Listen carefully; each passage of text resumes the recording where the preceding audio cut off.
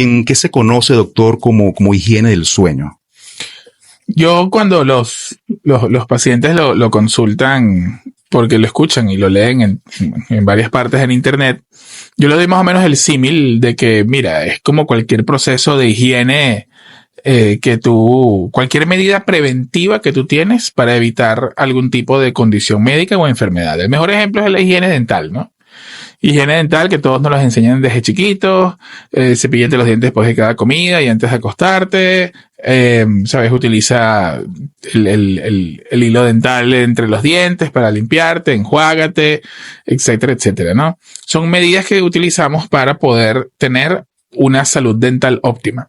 La higiene del sueño es algo similar. Son una serie de medidas que se tienen para preservar un sueño de calidad basado en principalmente 4 elementos, ¿no? Que tenga una duración adecuada, que tenga una profundidad, es decir, que sea lo suficientemente profundo y no superficial, que sea continuo, que la persona sea muy pocas veces la que se despierte en la noche, que sea un sueño con un horario adecuado, que sea las horas en las que los seres humanos dormimos y que sea reparador, ¿no? Entonces, no hay que confundir que higiene de sueño es la solución a todos los problemas del sueño. De hecho, es como, volviendo al símil de la higiene dental, es como decirte que tú te vas a tratar una caries cepillándote los dientes muy fuerte. No funciona. Entonces, la higiene dental es una medida que siempre hay que revisar, que siempre hay que tener en consideración, y que si a pesar de que tú estás teniendo todas las medidas adecuadas, un problema de sueño sigue, es el momento de consultar. ¿Cuándo se interrumpe todo esto o qué factores afectan la higiene del sueño? Wow, esa es una pregunta muy amplia porque tiene componentes inclusive antropológicos, históricos, culturales, porque de hecho inclusive yo le comento a los pacientes de que nosotros no tenemos el monopolio del dormir, o sea, dormimos porque pertenecemos al reino animal y duermen. ¿Sabes? Los gatos, los perros, los pollos, todos los organismos duermen. Entonces no es como un privilegio nuestro, sino que es parte de, sencillamente, ser parte de los organismos del planeta, ¿no? Entonces, los perros, los gatos, y haciendo el mismo ejemplo, no tienen unos elementos externos que le interrumpan el sueño, a menos que ocurra una real amenaza, a menos que ocurra una época de apareamiento, como pasa con los gatos, o sea, a menos que haya elementos externos que tú pongas en cautiverio algunos animales, etcétera, etcétera. Entonces, el sueño verdaderamente es un proceso completamente normal, natural, que ocurre todos los días, cada 24 horas, que se regula con la luz y la oscuridad. Entonces, el humano comienza a tener desórdenes del sueño cuando comienza a invadir la noche. Entonces, se dice que uno de los grandes hitos, por supuesto, en la historia de la humanidad fue que inventaron la bombilla eléctrica. Porque anteriormente, inclusive, la gente tenía una costumbre regular de que después de que cenaba, en horas de la noche, cuando caía el sol, sabes que entre las 6 y las 7, en la mayoría de los países, es un momento muy oscuro. Muy, muy oscuro de la iluminación celeste del cielo, ¿no? Okay. Entonces ese momento muy oscuro generalmente da mucha, ¿sabes? Mucho sueño, mucha somnolencia. Entonces era frecuente que las familias inclusive se acostaran a las 7, 7 y media de la noche, más tardar 8, y hacían lo que llaman el primer sueño. Entonces dormían y generalmente las parejas, o sea, los adultos, los niños dormían muchas veces corrido de 7 a 5, de 7 a 6. Será una especie de siesta. Y los adultos se despertaban a medianoche entre 12 y 2. Okay. Tú debes haber escuchado, no, ese está en el quinto sueño. Bueno, eso viene de aquel entonces, porque de hecho inclusive la gente hacía 2 sueños. Hacía el primer sueño, que era de 7 y media de la noche, 7 de la noche a 12, 1 de la madrugada.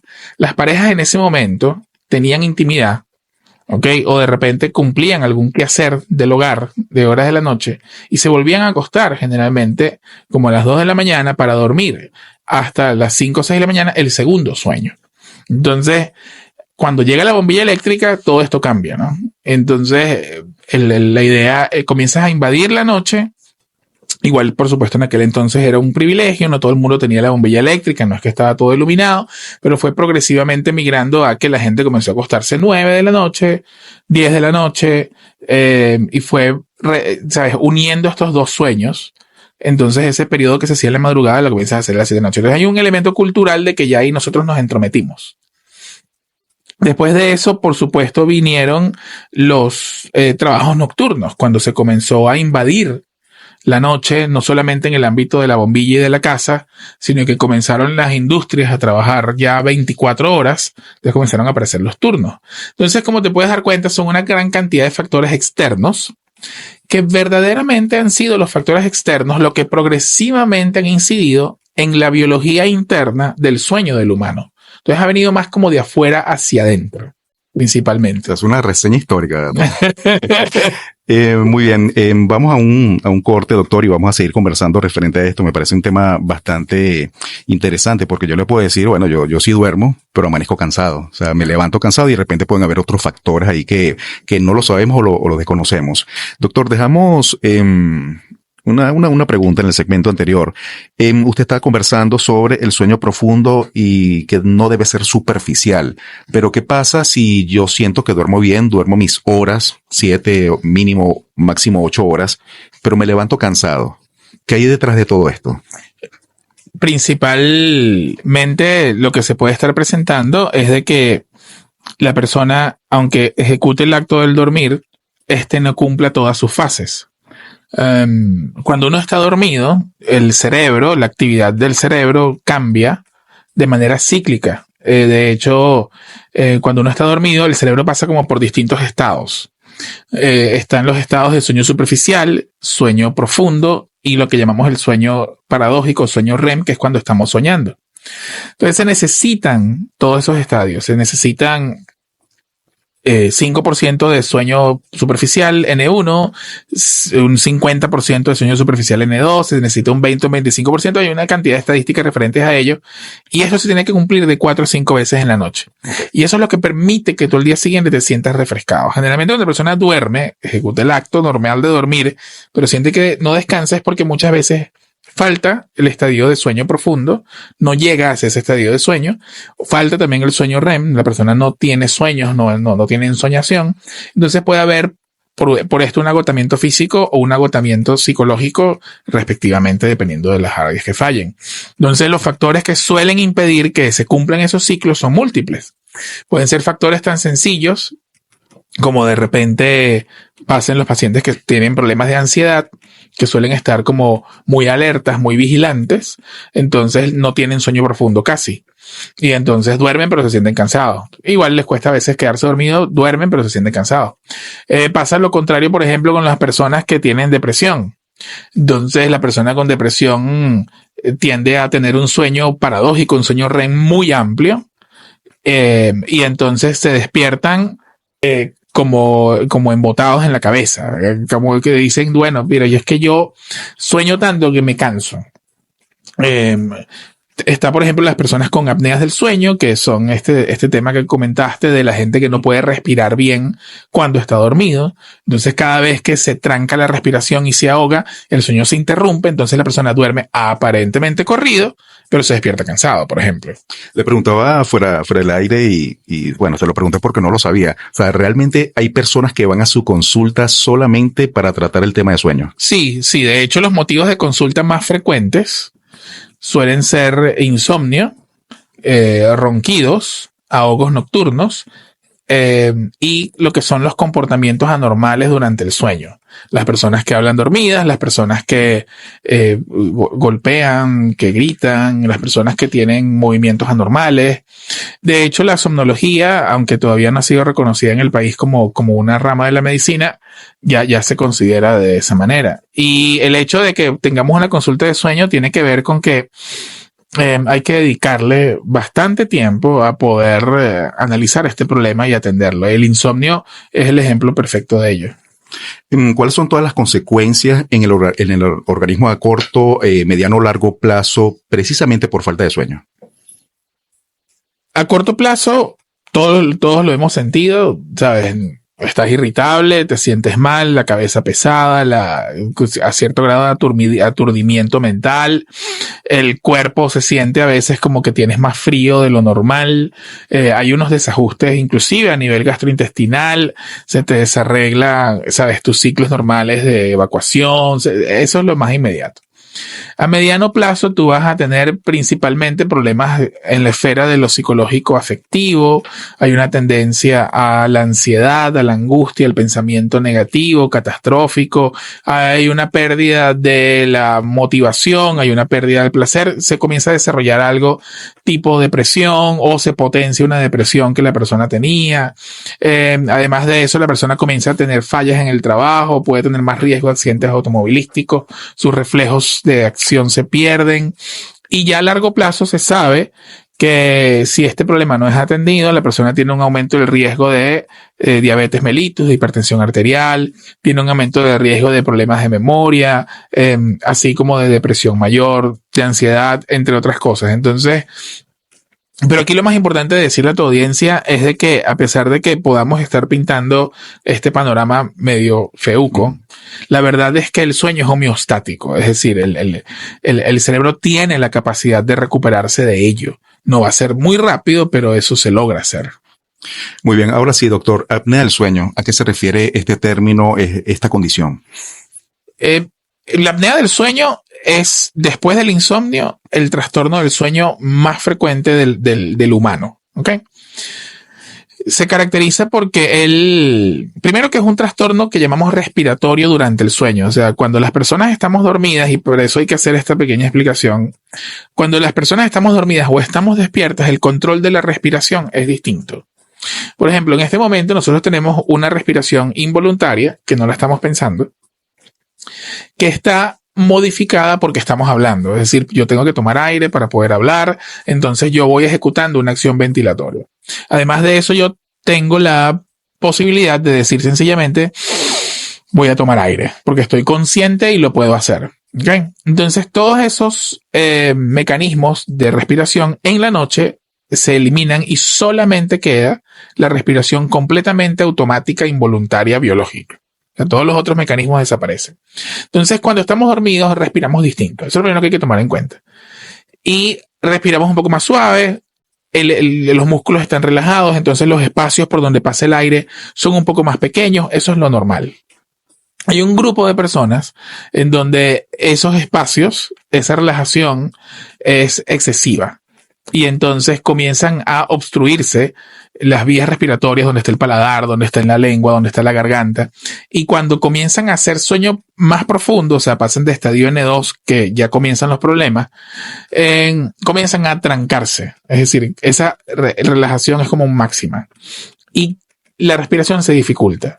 Pero no tienes la capacidad de repente de estás dormido. No es que te toses, no es que respiras más profundo, no, estás dormido. Entonces, obviamente, la única manera de recuperar esa respiración es que haya un cambio a nivel del cuerpo que haga un micro despertar. Es como una señal en donde, mira, despierta este hombre, despierta esta mujer porque se está ahogando. Pero no es un despertar total. O sea, no es que tú te despiertas por completo. Es un micro despertar. De hecho, muchos de los pacientes no se recuerdan que se despertaron 30 veces por hora. Ajá, si eso es así, entonces, ¿quién se da cuenta? ¿La pareja?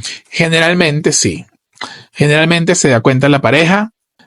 Porque de hecho puede observar que la persona está teniendo dificultad para respirar. Se está como ahogando, sí, durmiendo. Hay varias cosas que puede pasar, ¿no? Puede pasar que haya un gasping a nivel de la garganta, que la persona haga como que es como que una limitación brusca del paso de aire.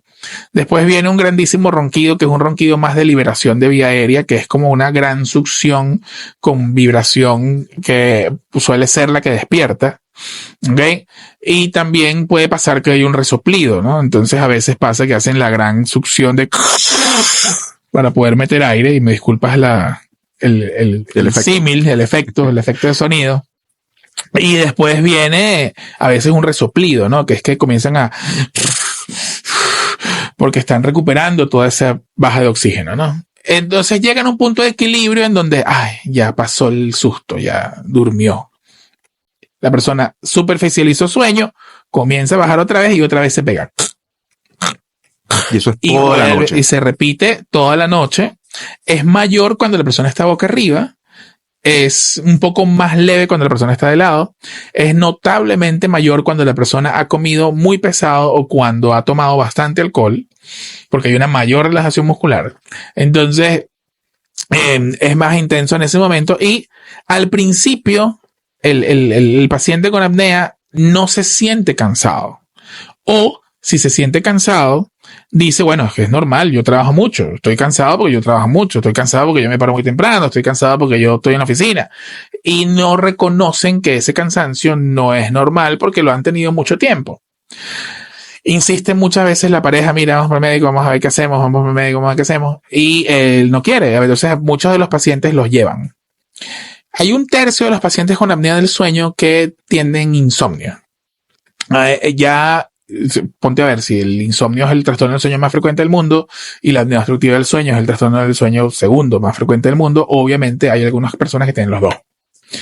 Esa entidad se llama COMISA.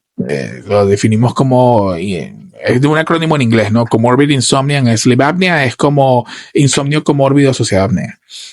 Entonces ahí el paciente sí viene a la consulta por insomnio. Mira, no puedo dormir bien, no me quedo dormido. Si me estoy quedando dormido, de repente me despierto y no sé por qué, o me despierto en la madrugada, no puedo seguir durmiendo. Y entonces vienen porque van al... Estos pacientes generalmente ya pasaron por psicólogo, psiquiatra, médico internista y un montón de cosas porque, bueno, la mayoría de la gente piensa que dormir mal es algo psicológico. Y aunque obviamente lo psicológico afecta mucho el sueño, no es la única causa. Entonces, a veces es muy difícil poderles explicar que su insomnio es porque tienen una personalidad predisponente para insomnio, pero que además lo que lo está llevando a eso es que no respiran bien. Entonces la gente dice, cónchale, pero yo vengo aquí porque no duermo bien, tú me vas a decir que yo no respiro bien. Ok, no hemos hablado de las consecuencias del sueño y cuáles son todos esos factores que predisponen a este tipo de paciente. Si el que tiene pareja y la pareja se da cuenta, tiene la posibilidad de que acuda a un especialista y trate todo esto. ¿Qué pasa con aquellas personas que no tienen pareja, duermen solos y esto pasa durante muchos años? ¿Qué pasa con este tipo de personas? Sí, bueno, o sea, no hay alguien que te diga, mira, vamos al médico, algo está pasando. No, es aquí. un problema y también es un problema. Bueno, sabes que últimamente la soltería ha aumentado mucho, ¿no? La soltería prolongada. También hay otros hábitos como el divorcio de cama. Muchas parejas se casan y duermen inclusive en camas y cuartos separados. Generalmente cuando hablamos de síntomas para el paciente que no puede escuchar su propio ronquido, es que cuando se comienza a quedar dormido se sobresaltarse mucho. Como que, mira, yo tengo sueño, me estoy quedando dormido y en eso me da un brinco y me despierta. Ojo, no se debe ser confundido con las personas que normalmente le dan sobresaltos de sueño, que es frecuente. Estamos hablando de que algo que pasa todo el tiempo. Hay gente que se puede escuchar su propio ronquido cuando se está quedando dormido. Y se están quedando dormidos y en eso y se despiertan, ¿ok? Tienes también la persona que no teniendo una edad mayor a los 60 años, necesita pararse varias veces para ir al baño.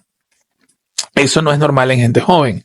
La apnea obstructiva del sueño aumenta la cantidad de orina que se produce y aumenta, de hecho, la cantidad de veces que se orina en la noche. La resequedad bucal, el hecho de que tengas la boca muy reseca y tengas que levantarte en la madrugada a tomar agua, o que cuando te despiertes sientas que hay una saliva como pegostosa en la garganta que te cuesta sacarla, eso suele ser por resequedad, porque respiras por la boca, porque hay apnea. Amanecer con dolor de cabeza o amanecer con la tensión alta suele ser también un síntoma de apnea del sueño. Entonces, un signo de apnea del sueño. Entonces, la cuestión es que si no se está durmiendo bien, si el sueño no es reparador, lo primero que se hace es la revisión de higiene de sueño. Es decir, mira, aquí me siento terrible. Vamos a hacer revisión de higiene de sueño. Voy a comenzar todos los días a acostarme a la misma hora, voy a levantarme todos los días a la misma hora, voy a poner mi reloj, voy a tener mi habitación oscura, voy a poner mi temperatura 23 grados, 22 grados, voy a, a comer a mis horas, voy a organizar todo, voy a disminuir la cantidad de luz artificial, voy a tomar un poco más de sol en la mañana. Estoy haciendo todo. Corrijo mi higiene de sueño. Me siento mal. Ya, ahí tengo que ir al médico. Rápidamente, doctor, nos preguntan desde Anzoátegui, en algunos momentos dormido parece que me sueltan y me voy a caer. O sea, tiene esa sensación. Sí, bueno, de hecho, esa sensación de vacío, esa sensación de que te estás yendo como por un hueco, ¿Ok? Eso es un fenómeno normal, se llama sobresalto de sueño. Suele ocurrir cuando la persona está quedándose dormida. Es muy frecuente, sobre todo cuando hay sueño insuficiente o privación de sueño crónica. Una de las primeras cosas que uno revisa en estos casos es que la persona probablemente no está durmiendo el tiempo que necesita dormir, está durmiendo menos. Entonces, digamos, como esa caída acelerada en el sueño da esa sensación, por decirlo de una manera sencilla. También desde Anzoátegui, bueno, no es una pregunta, es un comentario. Mi esposo parece motor que no termina de arrancar. Sí, de hecho eso lo he escuchado varias veces porque es como si, tú sabes, en ese momento cuando como que el carro está a punto de prender pero no termina de prender, pero no es que está pasando la llave, no es que está como ahogado. Literalmente. Perfecto. Doctor, ¿qué tan frecuente es la apnea del sueño? ¿Es más fácil que un amigo o alguien que tú conoces te diga que tiene hipertensión, colesterol, diabetes, pero poco te dicen tengo apnea del sueño? Es que está muy subdiagnosticada. Eso no es un fenómeno venezolano, eso es un fenómeno mundial. Se sospecha que de un 85 a un 90% de los pacientes con apnea del sueño no tienen diagnóstico, ¿ok? Entonces, y también no tenemos un sistema de salud en nacional ni en Latinoamérica que facilite este diagnóstico, porque de hecho, los estudios que se han hecho de proyección poblacional, porque no hay estudios epidemiológicos venezolanos, estiman que en Venezuela deben haber, según la población y la distribución de los grupos etarios, aproximadamente 4 millones de personas, 4 millones y medio de personas con apnea obstructiva del sueño en todos sus grados, leve, moderado, severo. Entonces, es muy frecuente que te digan que roncan, es muy frecuente que te digan que están durmiendo mal, es muy frecuente que te digan personas de 25, 30 años que le diagnosticaron hipertensión, pero no necesariamente llegan al punto de conocer qué es la apnea. Y eso es frecuente y es muy importante que se sepa que la apnea obstructiva del sueño puede ser una causa de hipertensión arterial en gente joven. De hecho, actualmente ya se conoce que cuando tú tienes una persona menor de 50 años, menor de 40 años, que es hipertensa, y no encuentras una causa y la estudias, hay que pensar en la apnea obstructiva del sueño como una causa de hipertensión arterial. ¿Qué causa la apnea del sueño? Desde el punto de vista de la hipertensión. Sí. El sueño es una función esencialmente de reposo, descanso, digestión y reparación. Eso es lo que hace el sueño. No es un proceso pasivo. O sea, el sueño es dinámico, él funciona, pero él funciona en un estado que yo le digo a los pacientes generalmente que es como que tú pones la computadora en suspensión. No la apagaste, la pones en suspensión. Y ella hace ciertos procesos y también hay un momento de la noche en que de repente la defragmentas para que organice la información, que es cuando soñamos. Entonces, baja la temperatura, bajan los procesos informáticos, baja el consumo de energía, se organizan cosas, ya se defragmenta, ¿verdad? Pero no es un proceso pasivo, no es que la apagaste. Entonces, cuando la persona está con apneas del sueño o con algún otro trastorno que fragmente el sueño, lo que pasa es que tú estás constantemente como que moviendo el mouse y está que se activa y se desactiva, se activa y se desactiva. Entonces se prende el monitor y se apaga. Como, más o menos como lo que estás diciendo ahorita para que no se te apague el monitor. Entonces, ¿qué pasa? Desde el punto de vista, digamos, bioquímico, neurobioquímico, se liberan una cantidad de sustancias que aumentan la frecuencia cardíaca, que hacen que las arterias se cierren un poco, ¿ok?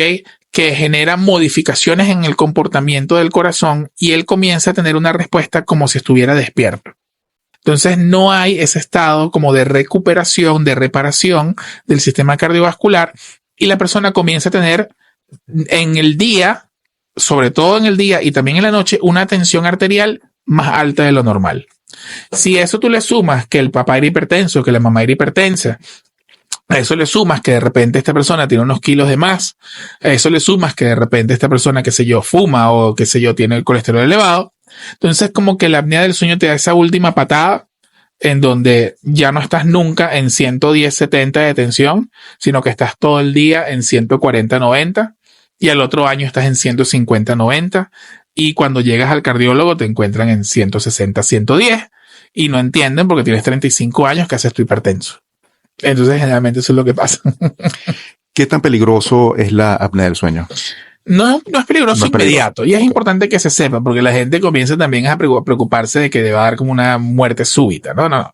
El riesgo de muerte súbita por apneas del sueño es muy bajo, es casi nulo. Y es importante que lo sepan porque después desarrollan un insomnio porque tienen miedo de no respirar y morir. Pero sí tiene fuertes consecuencias a largo plazo. Habíamos hablado de todo lo que puede pasar con el sueño insuficiente. La apnea obstructiva del sueño aumenta el riesgo del infarto del miocardio, aumenta el riesgo de infarto cerebral o ACV, aumenta el riesgo de desarrollar diabetes, dificulta el tratamiento de la diabetes. Es frecuente que pacientes diabéticos que cumplen bien su dieta y su tratamiento, que a veces no responden bien al tratamiento porque se les mantiene el azúcar arriba, tengan apnea del sueño. Tiene también consideraciones de que genera trastornos de memoria. 30% de los pacientes con apnea del sueño no tratada sufren de depresión. Está demostrado científicamente que la apnea obstructiva del sueño deprime. Entonces, pero la buena noticia, insisto, es que si la tratas y la atiendes, todo esto vuelve a la normalidad. No es inmediato, pero generalmente ya después de 90 días de iniciado un tratamiento, se ven de manera importante los beneficios, ¿no? Aquí nos escriben a través del 0424-209-5442. Una persona hace un comentario y una pregunta. Estuve viendo su cuenta, me imagino que es la de Instagram, referente a que las mujeres deben dormir más. ¿Por qué ocurre esto? Sí, bueno, tampoco es que es demasiado, o sea, muchísima la diferencia, pero de hecho los estudios que han demostrado que aproximadamente son unos 15 minutos más, pero el sueño en la mujer biológicamente es distinto que el hombre, y no solamente eso, el sueño en la mujer es distinto en la adolescencia, después de la pubertad, en la etapa reproductiva, en el embarazo, en la lactancia y en la menopausia. O sea, si hay alguna variabilidad del sueño en las especies, dentro de lo que viene siendo la especie humana, el sueño de la mujer es completamente distinto al sueño del hombre y cambia constantemente durante toda la vida. Una de las teorías, porque no es una cosa que esté completamente conocido, es que la mujer, sobre todo, tiende a tener lo que llamamos un nivel de vigilancia mayor. Creo que no es un secreto para nadie que las mujeres sufren el doble de insomnio que los hombres. El cerebro femenino desde el punto de vista psicoconductual está organizado como para vigilar, para cuidar. Tiene que ver con un elemento evolutivo antropológico de las crías, de los hijos, de la reproducción. Entonces, digamos que como se tiene que estar pendiente, aparentemente hay una vigilancia mayor. Entonces, digamos que la mujer suele necesitar dormir más profundo y suele necesitar dormir un poco más que el hombre, porque su sueño no suele ser tan fácilmente reparador. Es más, los hombres son pésimos testigos de cama. Cuando la mujer padece un trastorno del sueño, el hombre es un pésimo testigo de cama. Y cuando es el hombre el que padece un trastorno del sueño, la mujer es la que sufre muchas veces el insomnio, porque ve a este hombre ahogado y el tipo ni enterado, ¿no? Entonces, todo depende también. Pero sí, mira, eso está definido y lo peor de todo es que paradójicamente la mujer es la que más le cuesta dormir y a veces es la que más se priva de sueño por un montón de desigualdades desde el punto de vista social y cultural de las labores de la casa. Y bueno, otro tema que no vamos a extendernos ahorita. Si el ginecólogo es el médico de cabecera de la mujer, ¿esto se habla en ese tipo de consultas? Oye, estas variaciones en menopausia. Qué buena pregunta. No lo sé, la verdad. Sí, creo que sería interesante conversarlo con algunos amigos dedicados al área porque generalmente lo que más vemos en la consulta de sueño son los trastornos del sueño que aparecen en el embarazo, que no son pocos. El sueño en el embarazo tiene 3 fases dependiendo del trimestre. En la primera trimestre duermen muchísimo, en el segundo trimestre se acomodan, en el tercer trimestre hay, sabes, un insomnio por elementos externos gigante, ¿no? Entonces, recibimos muchas mujeres en etapa menopáusica, perimenopáusica y en el embarazo que nos acuden a la consulta de sueño, pero no sé, yo me imagino que considerando que el ginecobstetra evalúa la integridad de la salud de la mujer, seguramente lo pregunta, seguramente intenta incidir, pero a veces también es un tiempo que no se tiene. Y eso pasa mucho con el sueño. Uno lo vive mucho en la consulta, que es que ya tú atendiste al paciente, hiciste todo, lo evaluaste, no sé qué, y de repente ya se está yendo y dices, ay doctor, una cosita, sabes que no estoy durmiendo bien. Y no, otra consulta de no se puede abordar en el tiempo porque también el paciente no lo considera un problema médico prioritario. Claro. Cuando tenemos la consulta de sueño, la primera pregunta es, bueno, ¿cuál es el motivo de consulta? Y se busca poner de primero cuál es el problema de sueño que está presentando para dedicarle todo el tiempo y el esfuerzo a eso. Tenemos otra pregunta, porque hay personas que necesitan hasta 12 horas de sueño para recuperarse. Eso no es completamente así. Es decir, si la persona está necesitando dormir 12 horas para sentirse bien, están pasando varias cosas, pero eso no se considera normal. Bueno, perdón, a menos que seas un adolescente. En la época adolescente, el adolescente normalmente debería dormir entre 10 y 13 horas. ¿Ok? Entonces los adolescentes pueden hacerlo porque fisiológicamente el cuerpo lo pide. En el sueño estadio N3, el sueño profundo, es donde se libera mayor cantidad de hormona de crecimiento. Entonces, parte de los mecanismos del por qué. O sea, que de paso le hace falta dormir esa cantidad. Es indispensable, sí. Ahora, si una persona adulta necesita dormir 12 horas, ya él se pasó de ser un durmiente largo. O sea, eso no tiene ningún tipo de... No es fisiológico, no es normal. Tiene una hipersomnia primaria, que es un trastorno del sueño prolongado que es parecido a la narcolepsia o tiene alguna forma de narcolepsia, pero la causa más frecuente del mundo es que tenga un sueño no reparador y lo más probable es que sea apnea obstructiva del sueño. O sea, si tú necesitas, recuerda que habíamos hablado de profundidad, continuidad, duración, dormir en la noche y que sea reparador, ¿no? Entonces, si tú necesitas 12 horas, es porque tu sueño es tan ineficiente cada hora que tienes que ampliar el tiempo para sentirte bien. Entonces, sabes, hay un desfase. Lo más probable es que tenga algo que fragmente el sueño y estadísticamente lo más probable es que pensar que o está deprimido o tiene una apnea obstructiva del sueño o tiene alguna otra condición médica, pero no es normal. Ok, nos preguntan a través de la mensajería, ¿la medicina del sueño es una especialidad? Sí, y actualmente es una especialidad. De hecho, inclusive los que nos dedicamos a esto hemos buscado la certificación. Yo me certifiqué como experto en medicina del sueño, pero no ocurre en el país. De hecho, es parte de lo que estamos buscando construir, porque nosotros... ¿Está conformado como una sociedad? Nosotros formamos la Academia Venezolana de Medicina del Sueño en el año 2017. La fundamos varios médicos que trabajamos en el área, que tenemos certificación en el área. Hemos ido incorporando médicos venezolanos que también han hecho el esfuerzo de ir afuera y a entrenarse en esto, y los hemos ido aglomerando en la sociedad científica y estamos digamos, en la suma de miembros de la sociedad para poder crear un comité de acción para incorporar todo esto a las universidades y a las instituciones nacionales. Pero sí, es una especialidad médica. De hecho, tenemos congresos mundiales. La World Sleep Society, la Sociedad Mundial de Sueño, es la sociedad internacional más grande. Actualmente, nuestra Academia Venezolana de Medicina del Sueño es miembro de la World Sleep Society. Somos sociedad miembro. Fuimos reconocidas por la World Sleep Society como una sociedad que busca aglomerar y potenciar la medicina del sueño venezolana. Entonces, es lo que viene. ¿Okay? Y esperemos que pronto haya, digamos, servicios de medicina del sueño en los hospitales y esperemos que pronto haya camas de sueño de polisomnografía en los hospitales. Es lo que queremos. Doctor, aquí tenemos varias preguntas a través de la mensajería. ¿Cómo afecta al adolescente estar tantas horas en la computadora? El problema es que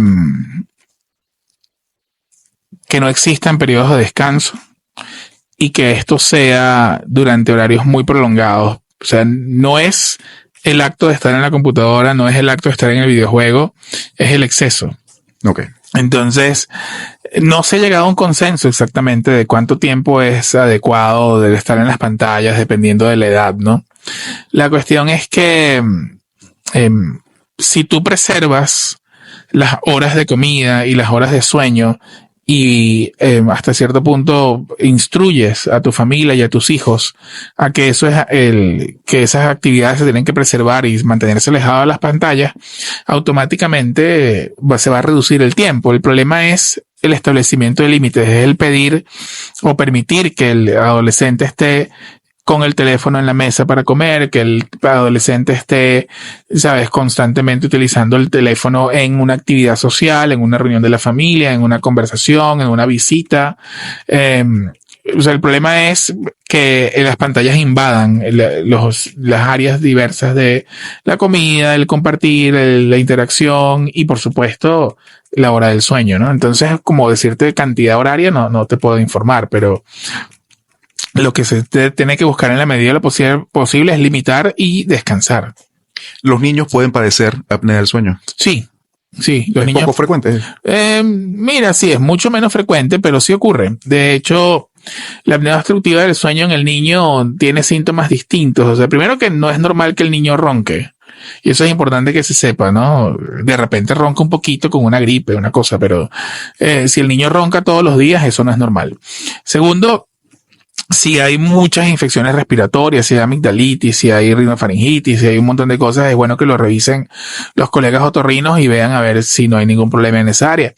Y hay que tomar en cuenta de que el niño con apnea del sueño no va a tener mucho sueño necesariamente, todo lo contrario, puede tener problemas de aprendizaje, puede tener problemas de falta de concentración, puede tener problemas de atención, puede tener también irritabilidad, inquietud y mucha ansiedad. Entonces el niño no es como el adulto apnéico que a veces le da mucho sueño por todos lados. El niño a veces es irritable. Ok. ¿Cómo se trata la apnea del sueño? Pero quiero hacer una especie de aquí de dinámica. Yo en este momento tengo algo, estoy roncando, mi esposo, mira, vamos al médico porque no me dejas dormir, ni estás durmiendo tú, ni estoy durmiendo yo. Voy a la clínica Soñares. ¿Qué pasa en ese momento? ¿Cómo es el protocolo? ¿Qué tipo de evaluaciones realizan? Bueno, primero se hace una consulta médica, es decir, estaríamos conversando sobre tus síntomas durante el día, tus síntomas durante la noche. Siempre es bueno que venga el compañero o compañera de cama con la persona, porque le interrogamos mucho a ellos, le preguntamos mucho a ellos. Muchas veces el testigo no es el durmiente es un pésimo testigo, ¿no? Entonces, se hace toda la historia clínica como una atención médica convencional. El examen físico involucra que uno pesa, talla a la persona, mide presión arterial, pero también hacemos otras medidas como medir la circunferencia del cuello. El tener un cuello muy grueso se ha relacionado con apnea obstructiva del sueño. Revisamos también los dientes, revisamos el afrontamiento dental, revisamos la mordida, revisamos la lengua. Nosotros verificamos el índice que hay entre la relación del paladar, la base de la lengua y el espacio por donde se respira. Eso para ver si hay bruxismo. En parte no solamente por bruxismo, sino que también porque de hecho usamos distintos índices como el de Mallampati y Friedman para saber qué tanto espacio orofaringio hay y ver si existe el riesgo de apnea obstructiva del sueño o no. Uno puede saber mucho de la posibilidad de apnea viendo la anatomía de la persona a nivel del eje aerodigestivo. Si verdaderamente la persona tiene lo que llamamos un alto valor pretest para apnea, que tiene un factor de riesgo alto para apnea, podemos hacer distintos tipos de estudios. Ahí la poligrafía respiratoria o el estudio de apnea en casa es un aparato que la persona se lleva y se le coloca, y esto se lo coloca en la noche y él registra la cantidad de veces que se ahoga por hora y la caída de oxígeno. Se suele utilizar en la mayoría de las apneas que son bastante evidentes y no complicadas, pero el estudio, digamos, el estándar de la práctica clínica es el estudio de sueño completo, en donde la persona se queda en el laboratorio de sueño toda la noche.